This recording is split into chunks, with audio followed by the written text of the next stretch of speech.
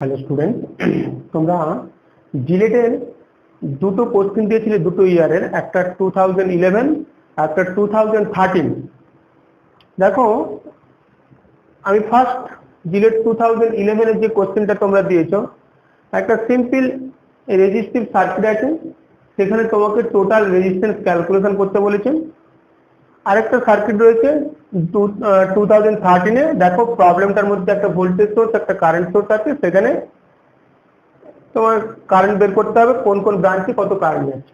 তো ফার্স্ট আমি 2011-এ যে কোশ্চেনটা দিয়েছে, এখানে বলেছে দুটো এ অ্যান্ড বি এর মাঝখানে একটা রেজিস্ট্যান্স আছে এবং তাকে করসপন্ডিং অনেক বিভিন্ন প্যারালাল ব্রাঞ্চে অনেকগুলো রেজিস্ট্যান্স কানেক্ট আছে এবং টোটাল রেজিস্ট্যান্স ক্যালকুলেশন করতে দিয়েছি। তো আমি এই ধরনের প্রবলেমের আগে একটা জিনিস তোমাদের বলি, যেটা খুব মনে রাখতে হবে। যখন আমরা দুটো রেজিস্ট্যান্সকে সিরিজে কানেক্ট করব, তার টোটাল রেজিস্ট্যান্স কি হবে, এবং যখন দুটো রেজিস্ট্যান্সকে প্যারালাল কানেক্ট করব, তার টোটাল রেজিস্ট্যান্স কি হবে। আমাদের ওটা সিম্পল ওয়েতে ক্যালকুলেশন করতে হবে। সাপোজ দুটো রেজিস্ট্যান্স R1 অ্যান্ড R2 আছে। তো এখানে এদের টোটাল রেজিস্ট্যান্স যখন সিরিজে কানেক্ট আছে, তখন R সমান total resistance R1 plus R2। ওকে, যখন দুটো রেজিস্ট্যান্স প্যারালাল আছে, তাহলে সাপোজ প্যারালাল রয়েছে, তাহলে এই সার্কিটটা ধরো R1, এটা R2, তাহলে সেক্ষেত্রে টোটাল রেজিস্ট্যান্স কি আসবে, 1/R = 1/R1 প্লাস 1/R2। ঠিক আছে, এটা সমান কি আসবে, R1 × R2/R2 প্লাস R1। তারপরে টোটাল রেজিস্ট্যান্স R সমান কি হবে, R1 × R2/R1 প্লাস R2। আমাকে সিম্পল যখন দুটো প্যারালাল মানে ব্রাঞ্চের রেজিস্ট্যান্স ক্যালকুলেশন করব, আমাকে কিন্তু একবারে বের করতে হবে। মানে আমাকে একদম এইভাবে ক্যালকুলেশন না করে আমাকে মনে রাখতে হবে এই টোটাল রেজিস্ট্যান্সটা কি হবে, দুটো ব্রাঞ্চের রেজিস্ট্যান্সের মাল্টিপ্লিকেশন মানে প্রোডাক্ট বাই দুটো রেজিস্ট্যান্সের সাম।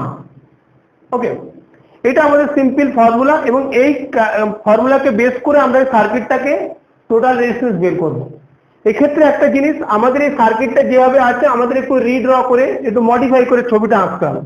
সেটা কিরকম আসবে দেখো। ফার্স্ট আমরা এই সার্কিটটাকে যদি আমরা এইভাবে ড্র করি, কিরকম আসবে, ধর এখানে দুটো রেজিস্ট্যান্স। আচ্ছা, আমি এ পয়েন্ট এখানে ধরলাম। দেখো, এই যে 3 ওহম রেজিস্ট্যান্স আছে, আমি 3 ওহম রেজিস্ট্যান্সটা এখানে লিখলাম। ওকে, এর সঙ্গে দেখো এই যে 3 ওহম রেজিস্ট্যান্সটা দেখো এখানে সিরিজে কানেক্ট আছে। আমি 3 ওহম রেজিস্ট্যান্স আবার দেখো এর সঙ্গে 3 আর 3 ওহম সিরিজে কানেক্ট করলাম, 3 ওহম এন্ড 3 ওহম। ওকে, আমি এই পয়েন্ট থেকে নিয়ে যাচ্ছি দুটো রেজিস্ট্যান্স, এই 3 ওহম আর 3 ওহম দুটো সিরিজে। এর সঙ্গে দেখো 6 ওহম রেজিস্ট্যান্স কি আছে, প্যারালাল আছে। তাহলে আমি এখানে কি করলাম, একটা প্যারালাল 6 ওহম রেজিস্ট্যান্স এখানে কানেক্ট করলাম। ওকে, এটা হচ্ছে 6 ওহম পেয়েছি। এরপর আসবো আবার এই টোটাল এই লুপটার ক্যালকুলেশন করব। সেক্ষেত্রে কি হবে দেখো, আমরা এই এ পয়েন্ট থেকে ক্যালকুলেশন করছি। আমি এখানে এসেছিলাম, আমি এখানে দেখো আমি 3 ওহম রেজিস্ট্যান্সটাকে আমি এখানে আবার কানেক্ট করলাম। ওকে, এরপর দেখো এই এ পয়েন্ট থেকে 6 ওহম রেজিস্ট্যান্স দেখো কানেক্ট করা আছে। আমি এখানে কি করলাম দেখো, আমি আবার এখানে একটা 6 ওহম রেজিস্ট্যান্স এভাবে কানেক্ট করলাম। এখানে 3 ওহম, এখানে 6 ওহম পেলাম। এই ব্রাঞ্চটা এই লুপটা হয়ে গেল। এরপর সেম আবার দেখো এই লুপটাকে ক্যালকুলেশন করলে দেখো এখানে 3 ওহম রেজিস্ট্যান্স সিরিজে কানেক্ট আছে, আবার দেখো 6 ওহম রেজিস্ট্যান্স দেখো প্যারালাল কানেক্ট আছে। ঠিক আছে, বোঝা গেল? এখানে 3 ওহম, এখানে 6 ওহম। ক্লিয়ার? এরপর দেখো এই যে 3 ওহম রেজিস্ট্যান্স আর 3 ওহম রেজিস্ট্যান্স, এই 3 ওহম রেজিস্ট্যান্সটা আমি এখানে লিখেছি। ওকে, এবার দেখো এখানে আমি 3 ওহম রেজিস্ট্যান্সটাকে আমি এই সার্কিটে লিখে দিয়েছি এবং আমি টোটাল এটাকে টেনে নিয়েছি। তাহলে আমার ব্রাঞ্চটা কি হচ্ছে, এ এবং বি। এখানে দেখো 3 ওহম। ক্লিয়ার? তো আমি এই সার্কিটটাকে টোটাল আমি রিড্র করে এভাবে আঁকলাম। এরপর আমি দেখো এবারে এই সার্কিটটা অ্যানালিসিস করতে খুব সুবিধা। আমি ফার্স্ট কি করব, এই যে এক নম্বর সার্কিট, ধরো এটা এক নম্বর সার্কিট, তাহলে এক নম্বর সার্কিটটা আমি টোটাল রেজিস্ট্যান্স বের করবো। সেক্ষেত্রে আমি R1 যদি করি, সেক্ষেত্রে আমার এখানে টোটাল রেজিস্ট্যান্সটা কত হবে? এই সার্কিটটা R1 রেজিস্ট্যান্স, এই যে 3 আর 3 কি আছে, সিরিজে আছে, তার সঙ্গে 6 প্যারালাল আছে, তার মানে কি হবে 3 আর 3 3 plus 3 into 6 by 3 plus 3 plus 6 সমান কত হবে? 36 বাই 12 সমান 3 ওহম। তার মানে এই যে সার্কিটটা দেখলাম, এই সার্কিটটার টোটাল রেজিস্ট্যান্স কত হলো? 3 ওহম হয়ে গেল। আমি এইটাকে আবার যদি অ্যানালিসিস করি কি হবে? 3 ওহম 3 ওহম 3 ওহম 3 ওহম, ঠিক আছে। এখানে দেখো 6 ওহম দিয়েছি, কানেক্ট করেছি এই সার্কিটটা, আবার এইখানে দেখো আবার 6 ওহম কানেক্ট করেছি, এই কানেক্ট করলাম, এইটা হলো, ঠিক আছে।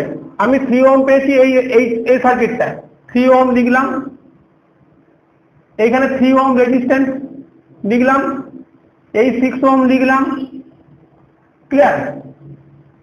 6 ওহম 3 ওহম 3 ওহম লিখেছি, এবং এই 6 ওহমটা কোথায় হয়েছে? এখানে 3 ওহম প্লাস এখানে 3 ওহম, তার মানে এইখানে আমি 6 ওহম করে দিলাম একবারে। জিনিসটাকে বোঝার চেষ্টা করে, এই সার্কিটটা আমি টোটাল রেজিস্ট্যান্স পেয়েছি 3 ওহম, দেখো এখানে লিখেছি। এবার 3 ওহম এখানে সিরিজে লিখেছি, ওকে।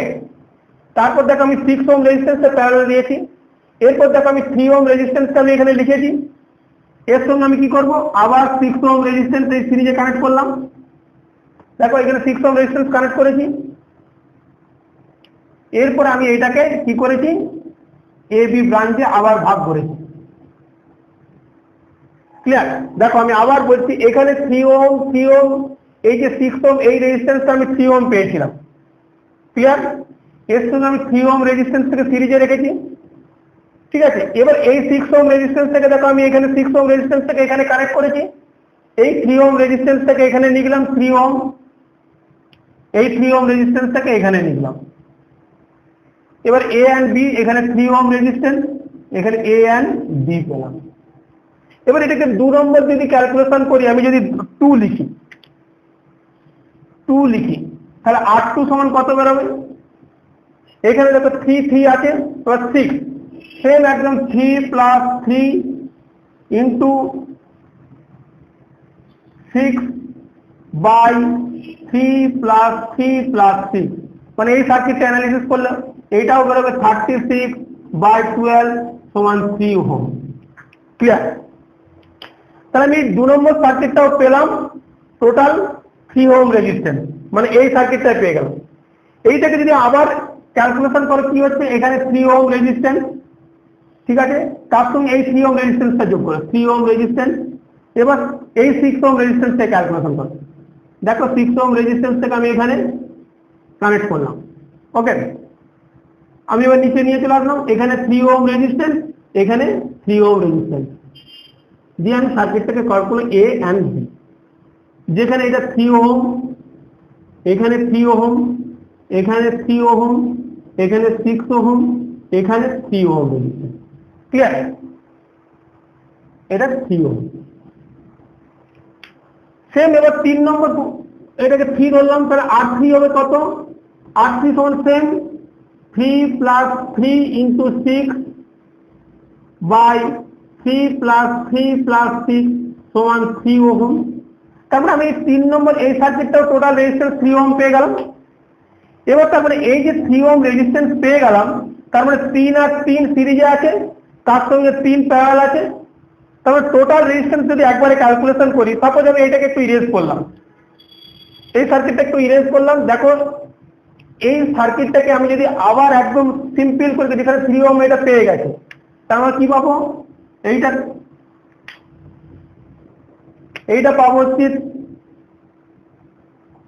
এই সার্কিটটা 3 ওহম রেজিস্ট্যান্স, তার সঙ্গে 3 ওহম রেজিস্ট্যান্স সিরিজে, তার সঙ্গে 3 ওহম রেজিস্ট্যান্স প্যারালাল, যেটাকে লিখলাম এ এন্ড বি, এখানে 3 ওহম রেজিস্ট্যান্স, এখানে 3 ওহম রেজিস্ট্যান্স এবং এখানে 3 ওহম রেজিস্ট্যান্স। তাহলে টোটাল রেজিস্ট্যান্স কি হবে,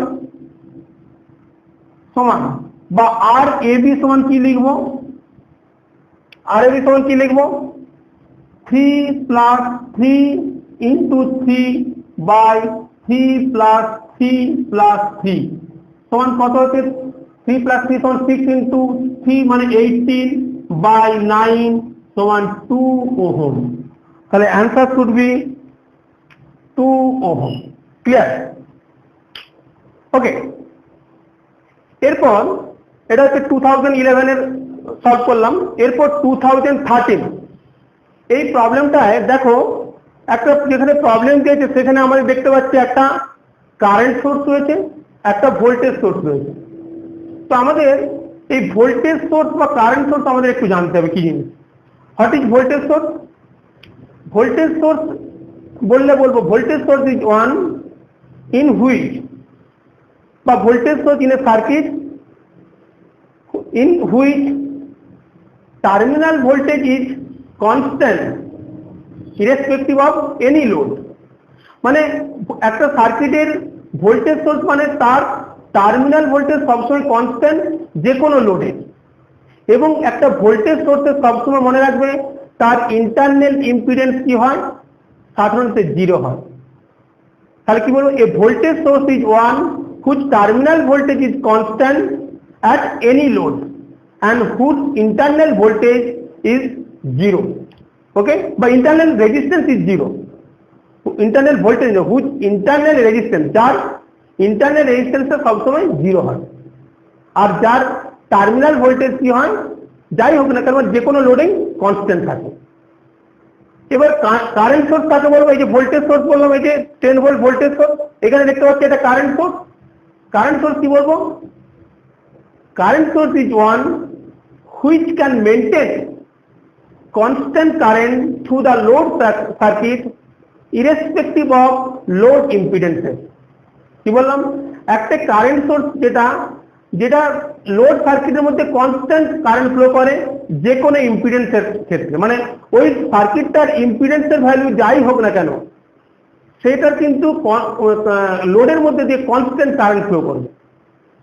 সেই জন্য কনস্ট্যান্ট কারেন্ট ফ্লো করার জন্য একটা কনস্ট্যান্ট কারেন্ট সোর্সের ইন্টারনাল রেজিস্ট্যান্স সবসময় খুব হাই হয়, যে লোড রেজিস্ট্যান্স থাকে তার থেকে অনেক বেশি থাকে ইন্টারনাল রেজিস্ট্যান্স। তাহলে দুটো জিনিস, একটা ভোল্টেজ সোর্স যার ইন্টারনাল রেজিস্ট্যান্স 0 আর কারেন্ট সোর্স যার ইন্টারনাল রেজিস্ট্যান্স ভেরি হাই বা near about infinity. Clear?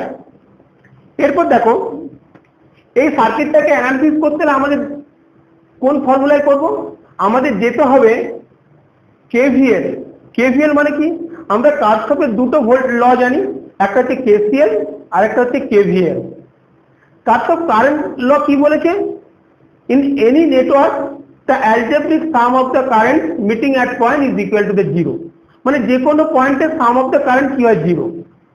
R KVL কি বলেছে, in any closed network the algebraic sum of the products of current and resistance in each conductor in any closed path plus the algebraic sum of the EMF on that path is equal to the 0।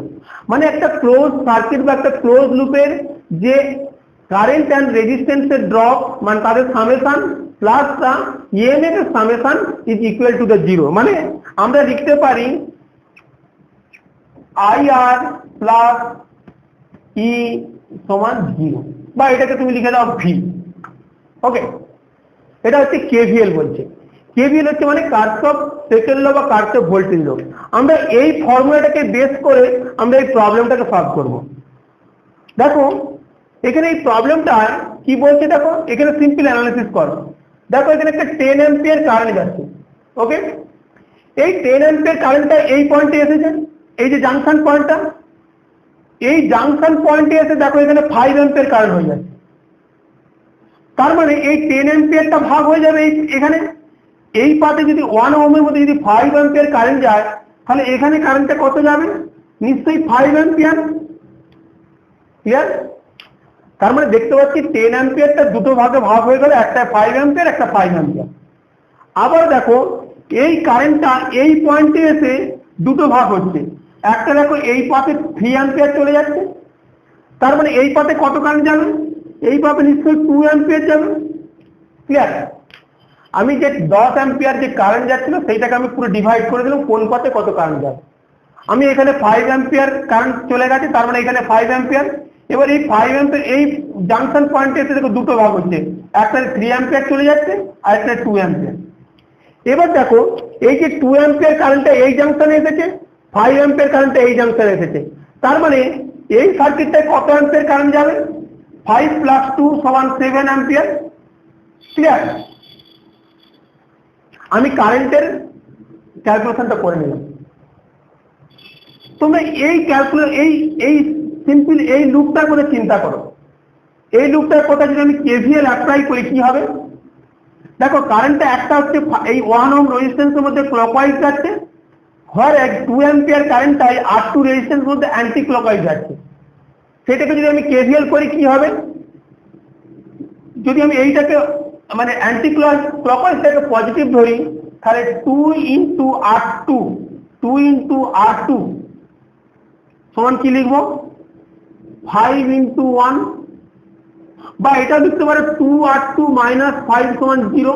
একবার যদি এরকম ভাবে লেখো সেক্ষেত্রে তোমার এটা আসবে 2R2 = 5, R2 = 5/2 = 2.5 ohm. Clear? দেখো এখানে আমরা দেখতে পাচ্ছি 2.5 এর একটা অ্যান্সার আসছে। তোমরা যদি চটপট অ্যান্সার করতে হয় তোমরা কিন্তু এইটা দেখে এটা অ্যান্সারটা ঠিক করে দিতে পারো, কিন্তু এরপরে আমাকে বের করতে বলেছে R3টা বের করতে বলেছে। তাহলে R3টা কিভাবে বের করব? আমরা এই লুপটার কথা চিন্তা করব, টোটাল এই ভ্যালুটার কথা চিন্তা করব, মানে এই যে বাইরের লুপটা, আমি বাইরের লুপটা চিন্তা করছি। দেখো এই যে টোটাল লুপটার মধ্যে আমি কেভিএল অ্যাপ্লাই করব, সেখানে কি আসবে? আমি এখান থেকে যাচ্ছি, এই যে আগে ফার্স্ট 10 ভোল্টটাকে নিচ্ছি। 10 ভোল্টের আমি এ পাশটা হচ্ছে পজিটিভ, তার মানে আমি ধরলাম 10V পজিটিভ লিখলাম, 10টাকে পজিটিভ লিখলাম। আমি যে পথে পজিটিভ দেখেছি কারেন্টটা এ পথে হচ্ছে, তার মানে 7 - 7 × R3। সিমিলারলি 10 অ্যাম্পিয়ার কারেন্ট যাচ্ছে 5 অ্যাম্পিয়ার মধ্যে, দেখো এটা হচ্ছে ক্লকওয়াইজ যাচ্ছে, তাহলে 10 × -10 × 5। আবার দেখো এই কারেন্টটা বাইরের লুপ, এখানে 5 অ্যাম্পিয়ারটা দেখো ক্লকওয়াইজ যাচ্ছে, -5 × 1 = 0। দেখো আমি কোনটা ক্যালকুলেশন করলাম, আমি যদি নাম্বার দিয়ে দিচ্ছি, ধরো A B C D E F, তাহলে A B C D E F A এই লুপটার কথা আমি চিন্তা করছি। এই লুপটার কথা চিন্তা করে আমি কি করলাম, ভোল্টেজটা দেখো 10 ভোল্ট লিখেছি পজিটিভ, যেহেতু ক্লকওয়াইজ ডাইরেকশন সমস্ত ভোল্টেজ ড্রপগুলো দেখো আমি ধরেছি 7 × R3 × 10 × 5, দেখো এটা ক্লকওয়াইজ ডাইরেকশন। সিমিলারলি 1 দেখো এটাও ক্লকওয়াইজ ডাইরেকশন, -5 × 1 = 0। তাহলে আমি এখানে কি পাবো? 7R3 = 10 - 50 - 5, তার মানে 7R3 = -45, R3 = -45/7 = 6.43 মাইনাস। এই মাইনাস সিম্বলটা দেখে হয়তো চিন্তা করতে পারে কেন এই মাইনাসটা দেওয়া হয়েছে। মাইনাসটা বেসিক্যালি ভোল্টেজ সাইনটা বা কারেন্ট ডিরেকশনটা উল্টোর জন্য, মানে ভোল্টেজ সাইনটা উল্টোর জন্য এটা মাইনাস সাইন এসেছে। বাট অ্যান্সার শুড বি 6.43, তার মানে অ্যান্সার হচ্ছে এ। আমরা যেখানে R2 ভ্যালু পেলাম 2.5 অ্যাম্পিয়ার এবং R3 ভ্যালু 6.43 অ্যাম্পিয়ার। ওকে, আশা করি আমি বোঝাতে পেরেছি। ওকে, থ্যাংক ইউ ভেরি মাচ।